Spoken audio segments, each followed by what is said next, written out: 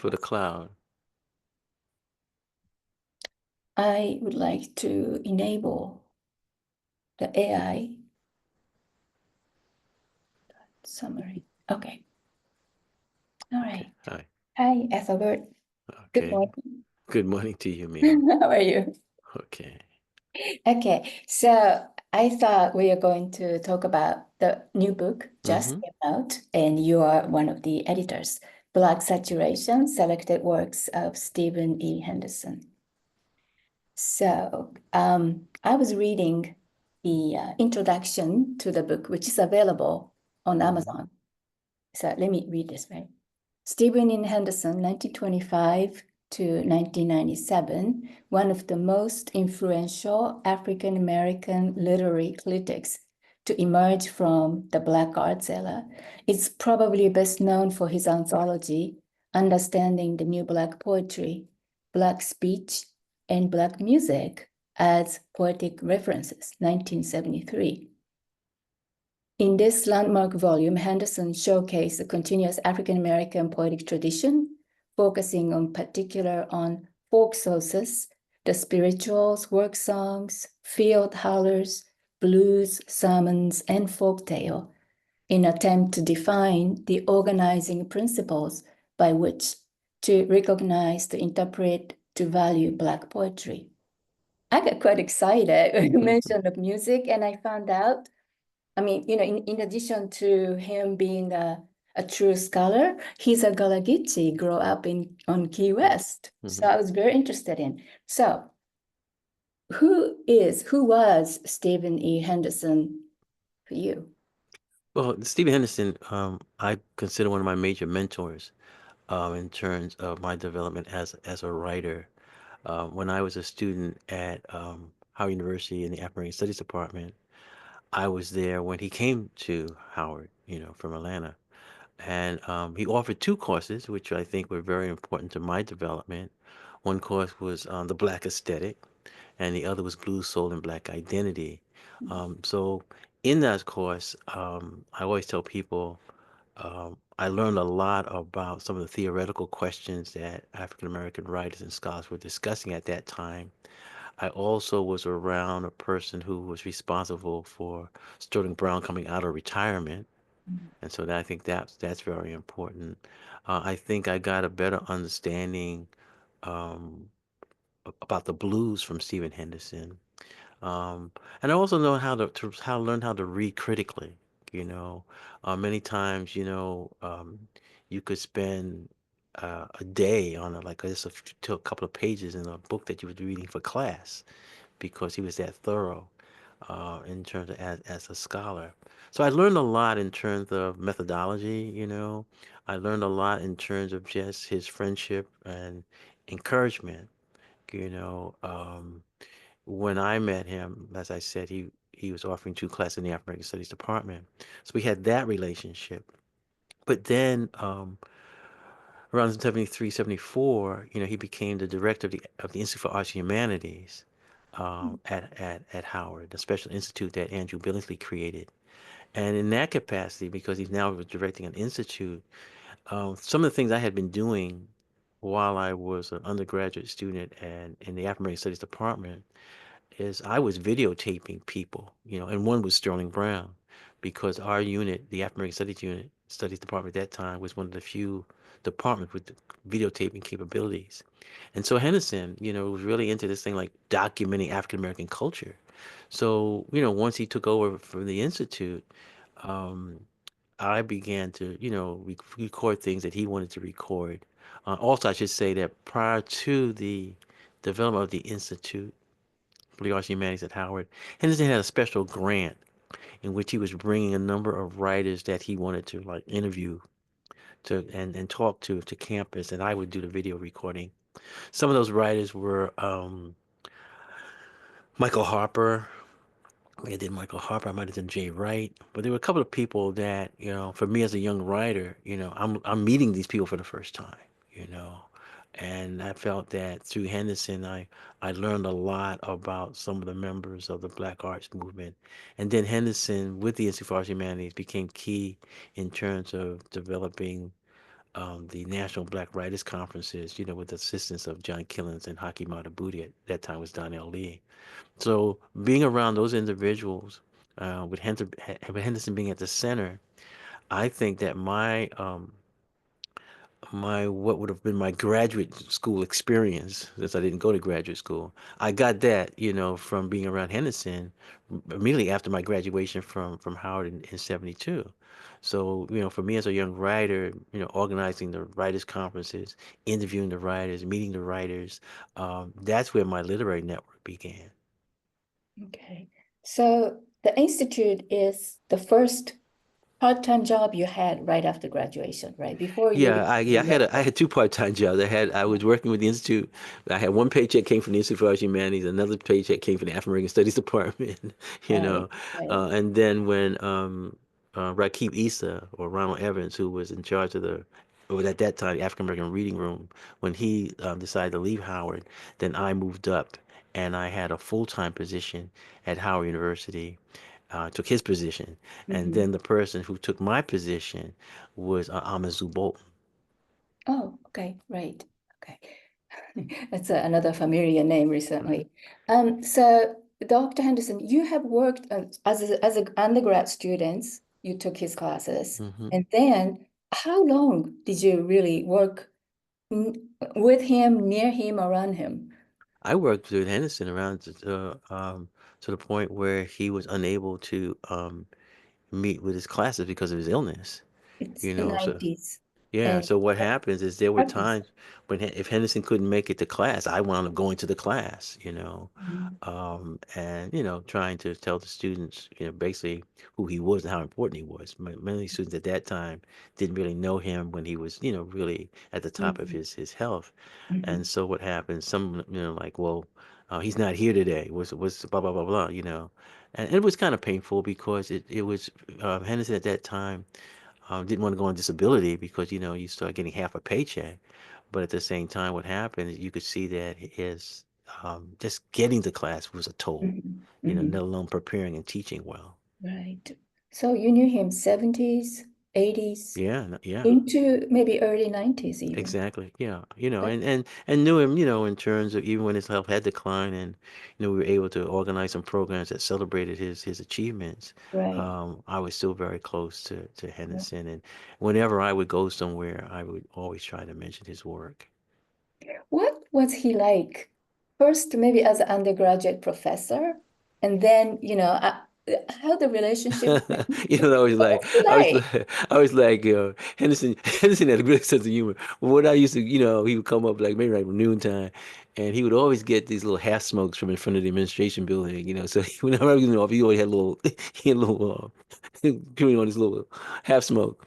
And then what really was really nice, especially when we had a lot of money at the African American Studies Department, I would always bring in and tell them, okay, here are the new books that just came in, you know, because almost every day at the research center was like Christmas, with students coming in. What books came in, Ethelbert? I would show here new books and stuff like that.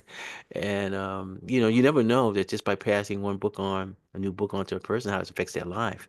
And there's a lot of people who came to the resource center. Some were my work study students, but a lot of people came to work studies like, well, you turn me on to this book, turn me on to that book. But I always was, when I saw Henderson, I said, "Oh man, this book just came in." I'd be all excited about it. Henderson would look at it, do critically. In fact, what he did, he usually would just take the book, a new book, and go back immediately to like the index and the acknowledgments and stuff. If you didn't see the person doing any new, like going to a special collection and finding new documents and stuff, he'd really Mhm. say, "Okay, what this book is only a rehashing of something I already know." Mm, Okay, so you could speed up, like, is this book essential for reading? Okay. mm, I also would say I saw um in his office before he wrote one of the essays that's in this collection, Black Saturation, of his essays. I was in his office when he was reading June Jordan's poem. I mean, he's like, oh, you've got to. I mean, this what she is doing here. And so what happened is like, I'm not getting it, right? I'm not getting it. But I mean, but he had never been this excited about a poem, and it was in her, and he would go on to review her book, New Days, and I say that because It is later, I don't know if it was a year later or whatever, when I'm in New York with Amisu Bolton at this book that I see June Jordan for the first time, and out of that meeting, I invited her to Howard University because Henderson's like we got this woman has written one of the most profound poems and stuff like that. So all that's happening at the same time, and I do remember him being that excited. I do remember the other side of his career where all of a sudden Howard University decided to phase out the Institute for Arts and Humanities and all the tapes, all the things that he had been doing, like their lifetime. And all of a sudden now where the Institute was in a building, the old Howard Hall, now with them dismantling the Institute, he was forced back into the little office with all his stuff. And I think it was very painful because, you were always doing things feeling that the work what we're doing is laying the foundation for future scholars. But to see something dismantle during your lifetime, it's like now, for example, if you and I were dealing with climate change or something like that and working on this and that fossil, reduction, and then all of a sudden now we have no jobs because Musk has come in and we've been fired. It was that type of traumatic thing where so all of a sudden the university came in and looked at these institutes that Andrew Billingsley had created and said, oh, we don't need these anymore. They're not academic units, blah, blah, blah, blah. And you're under a new, quote, regime, and that's what happened. And I saw that. So I'm able to see Henderson from the early 70s where he's really excited, where he's organizing African American writers, he's organizing the first African American folklore conference. He's doing all these fascinating things, bringing Sterling Brown out of retirement, interacting with one of the fathers of Negritude, Leon Demas. All these things are so exciting, and I always tell people, and not being biased, but everybody talks about Howard these great years and stuff like that. I felt that when I was at Howard University, especially during the 1970s, that was a golden era for Howard University. And how do I document that? On that campus at the same time, you had like Celar James, you had DeMoss, you had like Mercer Cook, you had all of these, and I didn't even talk about the history department. I mean, you had, or Jeff Donaldson and people who are the great artists. I mean, you just had all these individuals in this one space. Mm. Okay. And to me, that's a golden era, I mean, everybody talks about Howard, with the Kelly Millers and the E. Franklin Frazier's and the Ralph Bunche. I mean, that is a noted period. But sometimes you realize, okay, let's not just highlight this particular era, and that leads into like, people looking at the Harlem Renaissance as being maybe more important than the Black Arts Movement. Interesting. Um, so this book Hmm.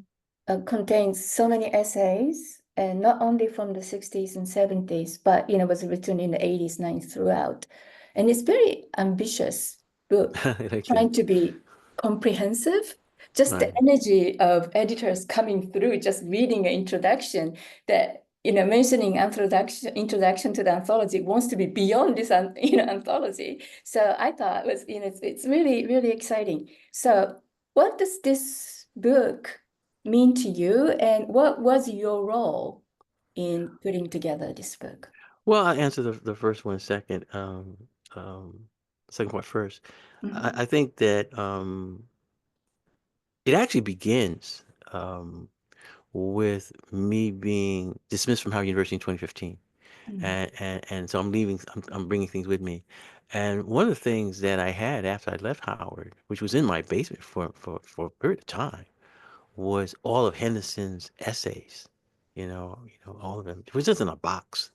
You know, Was it typed manuscript or was it Some book? of they were typed manuscripts, right? You were typed manuscript with his, his annotation, his description on it, his crossing out and stuff, and then some of the Xerox was fading, but I had it for a long time, and then and Hazel Irvin, who's one of the editors, also she was assistant to Henderson, so we had talked about doing a book on Henderson and stuff like that. But she left and she got into doing other research. And then I just had this box there, which along with other things that, when you leave a job, you just take everything. And it sort of like was bothering me because, with Henderson passing away, and as I said in the beginning of our discussion, he was my mentor. You sort of say, okay, well, how are you going to keep your mentor's life alive, and so it was always bothering me, like you go down to the basement to wash I'm washing the clothes, and then the box is there, like Ethelbert, before you, Yeah, yeah. right, right, you have not done your duty yet. And so I said jokingly in terms of one, there are probably many people, across the country who have projects that they never get around to, Mm, and I felt that I was being much guilty of that. But then how things work, um, is that you never know how people are going to affect your life. I always, one of my favorite novels is Billy Bathgate, by Dr. And the whole thing about Billy Bathgate life, because of he was outside juggling, that's how he meant this gangster, and so he always there's a line in that book that says that, and juggling got me here, right? And so when I think about my life, I always say like it's baseball that got me here because if I look at, I'm at a American Literature Association meeting up in Massachusetts, Boston, I think, I believe. And I'm outside with one of my former students, Tracy Oguzio, when I was teaching at UNLV, and we're just outside waiting to go on to this section because we were going to talk about Charles Johnson. And so I'm outside waiting, and this woman passes, and she asks, "Where's the restroom?" And so she went to the restroom, came back, and I just said, "Oh, what are you doing here?" About what panel she's going to be on. So she said, "I'm doing this panel on baseball." I said, "Oh, okay." And that was the beginning of my friendship with Emily Ruth Rudder. And I feel that I've been blessed by that friendship because prior to us doing this Henderson book together, because of our love for baseball, um, Emily has maybe done some of the best articles and presentations at conferences on my work, on my baseball poems. And so that's how our friendship has developed. And, she's been kind enough to have me speak to, using Zoom, to speak to her students out at Ball State. So, we had that sort of relationship. And she's a real scholar. She's a real scholar. And I say that as a lead in terms of with this book coming out. There's four names, but I think the point person would have to be Emily Ruth Rudder, because she had the connection with the University of Mississippi Press. Okay, so that's why this book, doesn't go through a thing where we pull the book together and we're looking for somebody to do it. You know, um, we pretty much, with her help, found a publisher that was interested in it. So I feel that relationship was key. In terms of having this book. Sometimes what happens, you have to have a partner who you share a certain vision, a certain goal, and I don't think this book comes into existence without Emily Ruth Rudder pulling it together. I think also in terms of and that's not overlooking Hazel, because Hazel actually gave us the core of the book. But then Philip, who also was at Howard University at the time, Philip is very important to the project, and he wrote the afterward. Is he had been studying contemporary African American poetry, and he had a real appreciation of Henderson's importance. And one of the things I like about Phil is Phil's always looking at like people who are being overlooked, whether they're poets and there's critics. And I think he realized for him how important, Henderson's work is. And that's very important for a young critic to say, okay, this person who came before me, their work is important. I could not do what I'm doing. There would be no map or blueprint for me to follow if there wasn't a Stephen Henderson. mm, mm. Okay. And then you ask me what the book means for me. And, it's special in terms of, it's sort of like, one, the book also had to get the consent of his son Philip. And Mm, I remember, I remember the last time Philip was very, very smart, but I like Philip, man. And the last time I saw Philip, man, he had like a luggage. I mean, this is actually the last time I saw him, which is many, many, many, many years ago. He had his luggage, he had a little umbrella. I was sitting on campus, and he sort of like Hey, brother, see you later. He just like tipped his umbrella. It was funny when I look back on. It's like I'm out of here. And then I think my brother, I don't even think he came back to the States. He's still living in Germany. So, but it was nice getting back in touch with him. I'm glad I never lost his address, his Mhm. email address. And I felt that, this was very important that he would have all his father's work. And that's like as I see it, many times the books and things that we do are not just books, they're gifts. They're gifts. And in that sense, they have a very spiritual purpose in terms of why we do these things. Right. Well, it must have been a lot of work. Somebody must have typed things out. A lot of work. Also, I think I got to give some credit to Kirsten Porter because Kirsten was helping out with this too. You know, I mean, it's a thing where if I don't know Kirsten, if I know, you begin to look at it in terms of many times people come into your life, and if they were not there, Mm. um, you wouldn't be able to do the things that you're able to do. And so, you know how they would say in sports, and this was a team effort. Yeah, right. And what it is, I mean, and I used to say this, Miho, and other things, way back in the 70s. I always felt that there was a need for scholars to come together and tackle big projects like working groups of Mm. teams.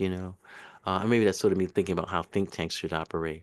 Mm. But I just had this thing that, we would do, there's just like projects that you need several scholars working on. The same way when you pick up a newspaper, especially in the old days, you see sometime a long article that people have been, maybe three reporters have been working on. Mm. And I think that sometimes the topics that we want to investigate require multiple minds. Mhm. Right.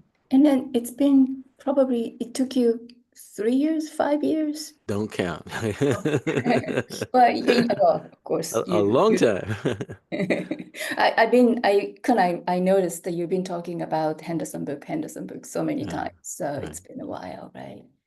Okay. So a little bit going inside, I was looking at the title, The Black Saturation. And I was looking at, the title of the essays, and of course there are two titles that has the word in saturation. But my take is saturation means aesthetics. Well, what happens is that when you look at how Henderson develops this theory of saturation, it comes out of the his introduction to understanding new black poetry, where he's looking at theme and structure. And the last thing he's looking at is saturation. But when you begin to track down his use of this term saturation, and maybe this is the importance of this book, not just for literary scholars, it's for people who are dealing with African American culture. Mm. You know, when we look at Henderson's emergence as an important African American critic, it is a time in which African American culture is coming under attack. No similar than no different from what's happening now. And so what happens is that you are trying to defend the militancy of the new black poetry. Trying to defend the rise of black studies departments. Okay, and this is where you look up. Sometimes some of the biggest critics are white critics. Like, what is this? What is this black poetry? Or why do we have to have black studies? And so what happens is that Henderson emerges as the type of person who's saying, okay, we have to begin to defend African American culture. And in the sense of defending, we have to say, okay, what are we defending? How's it put together? So all of a sudden, what happens is that you're saying, okay, if I'm going to be dealing with, what is a black poem, okay, and he outlines this, okay, we begin to move into terms of factoring, like, okay, if I'm teaching literature, what is the structure of the black poem? And so what happens, you see that if there's anything that's really unique to African American culture, it's the blues. Okay, I mean, there's no blues unless you have like a middle passage in slavery, so, and that's very important. And then we know that when we teach them, the blues has a structure. Okay, so in that sense, what happens? You can begin to use that as a basis of a foundation. This is why I think there's key words and terms that Henderson begins to use not only saturation, but the whole thing of the use of the word soul. Okay, you might recall we went through a period where there was soul music. Mm, Okay, and I think that the same way there is a certain sense of a certain mystical aspect of Henderson's theory because there's a point where science and religion, connects. There's a point where science and faith connects. And so when you look at this whole thing of the shape of things unknown, mm, I always felt that when you look at the understanding of New Black poetry, that introduction, when you get past the first two parts of it, the theme and the structure, Henderson is groping in terms of trying, okay, what is this saturation? What do I mean by that? mm, Well, it's easy to understand what saturation means when you look at the fact that Henderson comes out of dealing with creating and sustaining black institutions. That he comes at a point in which, when he was especially at the Institute for the Art, Institute of the Black World in Atlanta, trying to deal with, as a think tank, some of these areas in which people are saying we want to teach African American culture and stuff. How do we do it? We're looking at curriculum, okay? And so what Henderson saw is like, if you dealt with an institution, there would be a first level would be maybe you offering a class on African American culture. Another level would be you have a department in African American studies. Okay. The next thing would be you can see it gets more quote saturated. Then you have a black university, which was a concept that was being debated in the 1970s. We need a black university, and all these things, whether it's a course or department or institution, sometimes there has to be a rationale for it and has to be defended. But you can see that if you say, okay, um, I'm a professor or I'm a provost. I'm a provost, right? Or I'm a provost at a school, and the students are protesting, and we've been adding more and more black classes for our students in music, and history, And so we're saying, well, we got so much black stuff going on here, and so when we say, I think we're a little bit saturated with blackness, and when we're saying also, you're taking a term like that, and you get into other terms that Henderson begins to coin, mass con, this sort of heavily concentrated, and I think that what happens is that we have a thing where, how is blackness communicated across, in terms of becoming a shared experience. What are we looking at what level are things black? We came through a period where and especially in the 70s, where, you know, s- politically someone was not black because of where they thought. So somebody would say, oh, Clarence Thomas, he's a Negro on the Supreme Court, he's not black. Okay. mm, But what are we using there? There has to be some level of saying like, well, why is he less black than so and so? Okay. And so you can see how this becomes problematic where if I'm in a classroom, in a literature classroom, I'm like saying, well, um, did a white person write this poem or a black person write this poem? Okay. How do I know?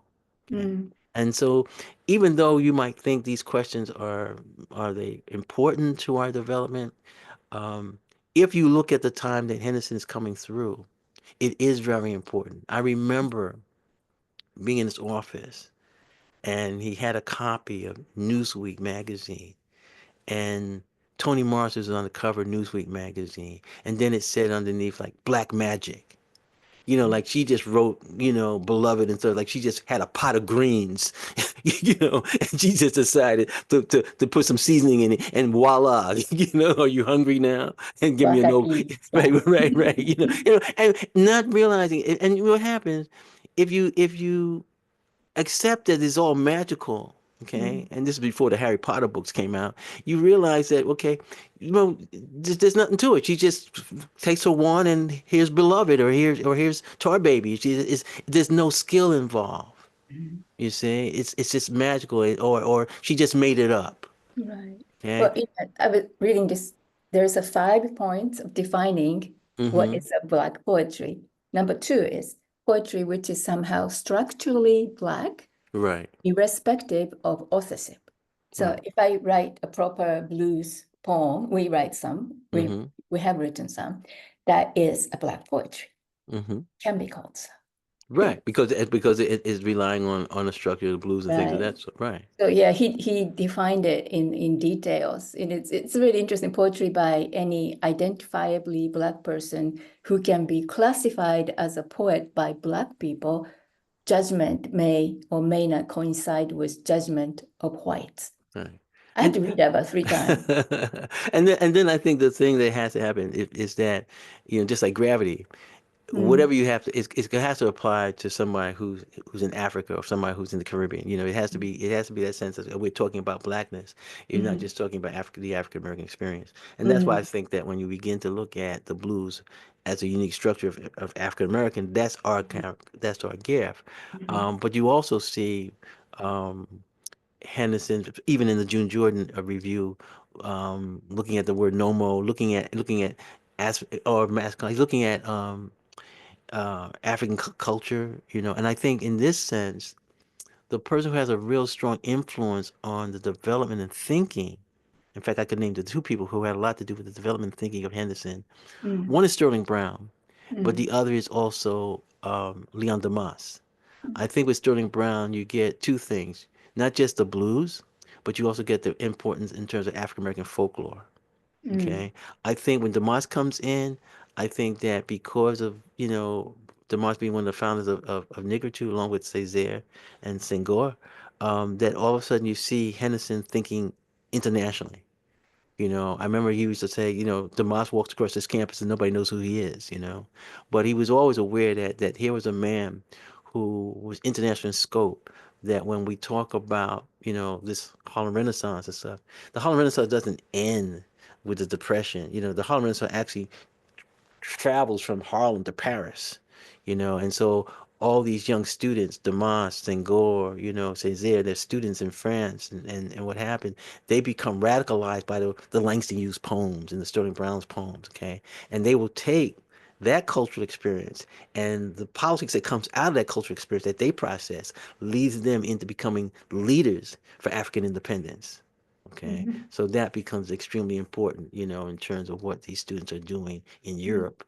mm, Um, if reading, Langston and James Weldon Johnson, they go on to lay that foundation in terms of, okay, we are going to be new black people, new Africans. mhm. Right.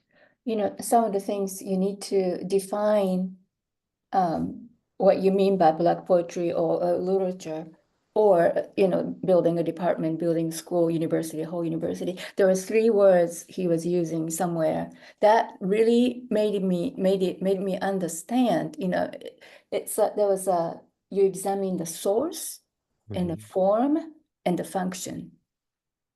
That applies to every level of what class, where does the source material comes from, and Hmm. what form does it take, and what Right. function does it have at every level. It's just so clear, so logical. I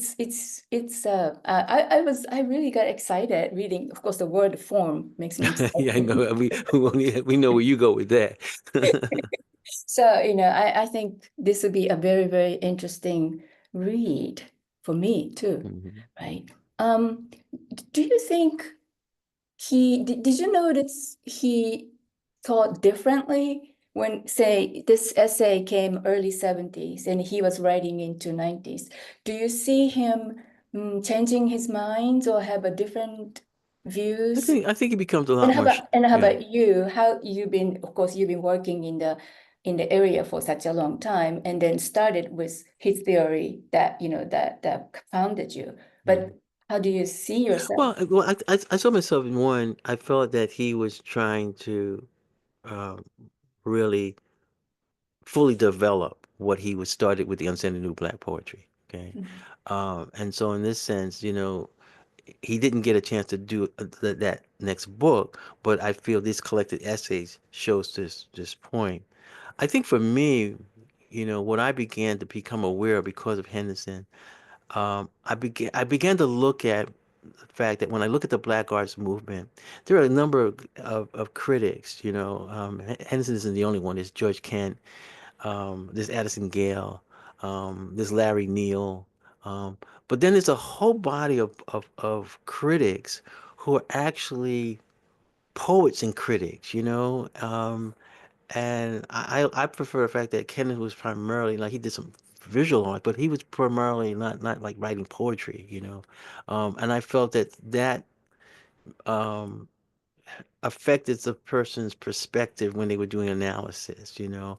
I Mm, remember, for example, Don Lee put out a book, Dynamite Voices One, where he would say, okay, I'm going to critique, you know, the new black poetry, and he started critiquing some of the people that he knew, and somebody would say, like, I don't like your poetry, you know, what you saying about mine, you know, it is a risk, but at the same time, I felt that Henderson, as a critic, had this sort of perspective where he was a little more objective. He's a little more standing back and looking at it, as opposed to somebody who was a poet critic, you know, mm, who is producing the work. I mean, you know, Amir Baraka is very important in terms of African American criticism, in terms of the black aesthetic, you know, on Larry Neal. But I felt that there was a need for the pure critic to emerge, and this is where I feel, you know, when I look at like say Cave Canem, I say, okay, where's the counterpart to that?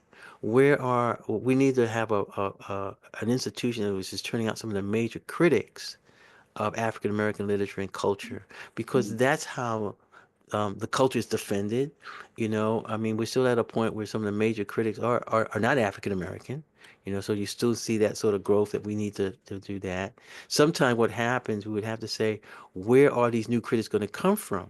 Now, one of the problems I encountered and I was witness to is that at historically black schools, sometimes what happens, these schools are conservative by nature. Okay.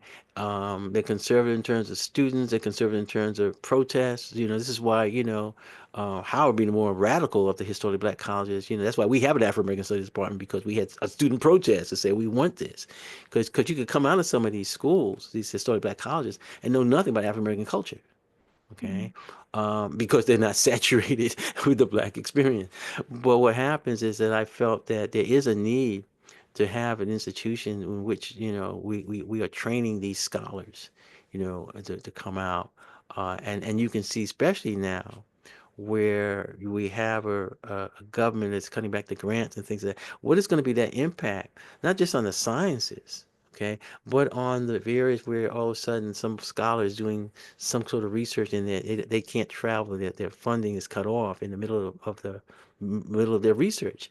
Um, that, you know, those are long-term effects. You know, I remember, and I think it's a book called Colorline. It's the historian John Hope Franklin, and he was talking about how much progress African Americans were making, mm, you know, within the American society, until Reagan came along.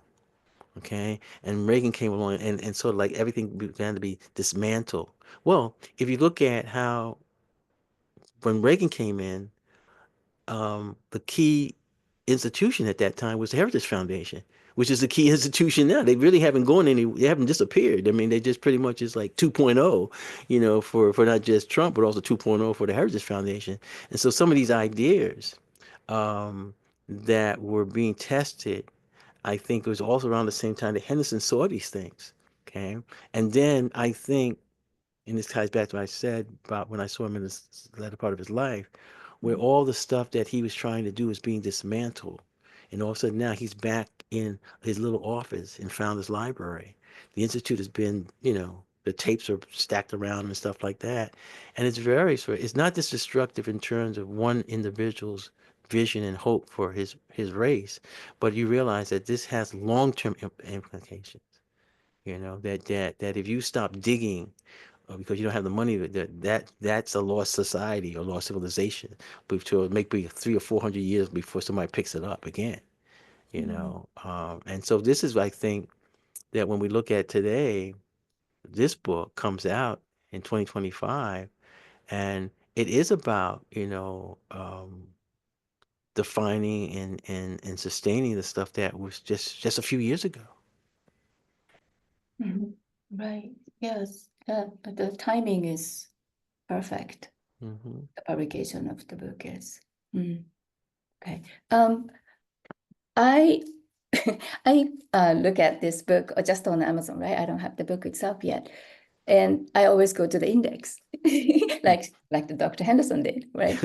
So I always look for the names that mentioned there has most sightings, and Mm-hmm. then try to Mary Baraka, Mm-hmm. Starling Brown, Langston Hughes, Larry Neal, and Haki Madhubuti. So Mm-hmm. those people had the most sightings. They were Right. reported in everywhere.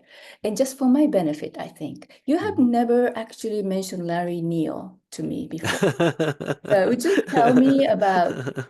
Larry. I like Larry. You know, I like Larry on normal levels. I like Larry on normal levels. Larry used to be actually, Larry was at one time, head of the Arts Commission here in D.C. Mhm. Okay, for a little while, I knew Larry late in his life. Larry's always dapper, Larry's a little too dapper for me, he's a little dapper man. He's a really dapper guy. But I tell you, um, I have a deeper appreciation for Larry Neal now than I did when I was in the 70s. And that's just me being young. I always say, I wish I had really gotten to Larry Neal earlier. I wish I had gotten into like knowing Mercer Cook, he used to come in my office. I just miss that. But I remember, you know, um, how University put out Hoodoo, Holler, and Bebop Ghost, Larry Neal's collection of poems. And I'm saying, man, who would put out a Larry Neal collection of poems, man? We got all these other writers, and I wanted, I was trying to get published by Howard University, but they don't really publish Howard. And what happened, I would read it, man, like, what is this stuff? But then Baraka was on campus. I think Larry had died by then. And he read as a tribute to Larry Neal, Goodbye to the Pork Pie Hat, which is in Hoodoo, Holler, and Bebop Ghost. Whoa, man! To hear Baraka read that, the music. Oh, it was like hearing John Coltrane play my favorite things, or Love Supreme for the first time. It was like, whoa! I really got this. Then later on, you realize, and this is why you see the thing with Henderson. Larry Neal was studying folklore. He was studying folklore. Larry Neal wrote like one of the first essays, like on Zora Neale Hurston. So you can see that for people like Henderson, the same way Sterling Brown was writing some of these first things in Negro Caravan and stuff like that, blues and stuff like that, that Henderson was tapping into that. You see, and those individuals have to be given credit. I mean, I think that you know, Mary Baraka is just extremely important because he touches there's very few people that touch every aspect of your life. So there's no way you can talk about African American history, music, theater, whatever, without dealing with Baraka. And that type of scope, that type of life places all our lives within that person's shadow. And so I feel that when you go back to that index, you see these individuals. I think Haki appears a lot because Haki was one of the key writers in residence with the Institute for Arts and Humanity, and the other was John Killens. So the conferences, these African American writers conferences, Haki had a strong input into this book. And one of the things I remember, I saved it, because Haki's in Chicago, and he was just saying like this book is a very, very important book.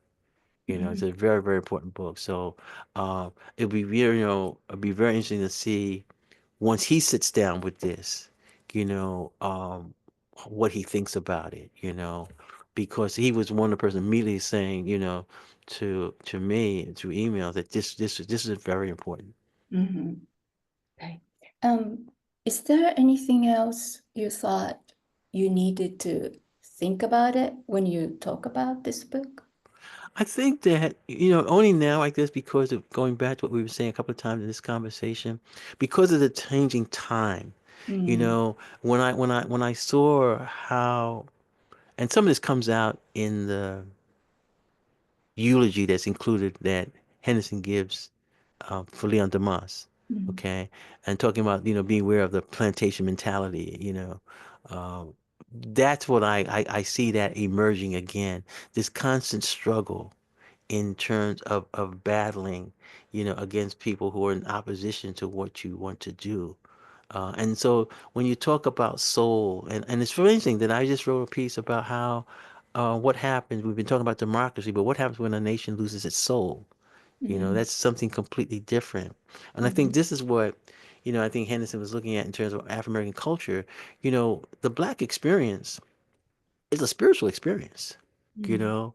And when you talk about something like, like I always say, no one sings the national anthem better than African American. Okay, I don't care if he's on a flute, a saxophone, or whatever. But because what happened, we take that song and turn it into like a blues song. Like we're like, oh, is the flag still gonna be there? Are we gonna still be there? I mean, that's when you hear that, there's a certain lament. There's a certain. I mean, I think Marvin Gaye did it when he did the he sang the anthem over Washington. There's a blues element that's tapped in, and that blues element, when you deal with American history, it's survival music. Like how did black people get through all of this? Okay, Mhm. so somebody said, "Oh, Donald Trump." No, we got through Woodrow Wilson. We got through Andrew Johnson. Or my mother would say, "This too will pass." You know, you know. Yeah, I think that's where saturation comes. Yeah, right. Yeah. And what Yeah. happens? You can't dilute it. You can't erase it like it's not a DEI thing. But And when I started to read African American haiku, hmm that's definitely saturation take over. hmm It's totally, I mean, it's immersed in African American culture, and that's how these people do it. I was really impressed. you just to add something. This would be like a lab like sort of thing, where what happens is we would take the Leonard Moore, the Esther Knight, Mhm. the Sonia Stein. We take these haiku and look at them specifically in terms of saturation. Okay, how do these haiku convey the black experience? Mhm. And so, for example, um, in a haiku written by an African American, is a tree just a tree? You see, or do for example, if I put a tree in there, does it conjure anything up about lynchings? Is it is it Mhm. is it so is it so sad that okay, yeah, I'm thinking tree, but at the same time, I might be thinking red instead of green because of blood. Mhm. Okay, Right. so it Mm. becomes very problem. It becomes very interesting using some of the ideas, and especially if, for example, the person is Japanese. So you're getting into the thing. I've mastered the form, Mhm. okay, and then you were saying like, okay, that form can change if we got somebody from Algeria, we got somebody from Norway, and they're writing haiku. There is some sort of thing that it is a little bit different, and Mhm. perhaps that difference is what you're depicting is the degree in terms of, okay, is Right. this a black poem, or is this how would you categorize Well, it? I guess, when I read, say, Croatian poets, Mm-hmm. Indian poets, I could most of the time tell what, nationality this poet might be, but I do not want it to be, just how do you say, the typical typesetting. Mm-hmm. That's wrong to look at it that way, but there it Right. is. So like aesthetic, it's saturated in our own culture, like a Japanese aesthetics. It's everywhere, not only in Mm-hmm. poetry, literature, but the way we live, what we like, it's all Mm-hmm. saturated. So that's the same thing, I think. African American or Black culture, it's saturated in that way. Um, and also you were talking about struggle. The interview we recently listened to, the Andrew Young, Mm-hmm. he said, well, this time today, what do you think today? The interviewer asked him, he said, it's just another struggle. Right. Exactly. Yeah. So keep on going, right? Okay. Is there anything else you want to mention? No, I'm glad we had an opportunity because with us, we talk all the time, but this is very good in terms of more of a formal conversation Mhm. and some of the points that I'm happy to do it because as we were saying, the book just came out, so Mhm. I'm in the process of like going back over reading again and stuff like that, Right. Yes. preparing for what should be if I did come out to speak to a group, what Mhm. key points should I highlight? And I Mhm. think that what you said was very interesting. Just going to the back and say, okay, here are the names of people that appear quite a bit. Mhm. And then someone would say, okay, well, this is, you can see, Ethelbert, this is really need to have more women writers involved in the development of this Yeah, aesthetic. and look at so Whitman comes up, Lorca shows up, and Lucille Clifton, Gwendolyn Brooks, all Right, the familiar names, and right, sometimes yeah. yes, so it's really I am going to read it. I'm very much Mhm. looking forward to it. Good. Okay, Okay. I'm gonna Thank stop you. recording. Thank you.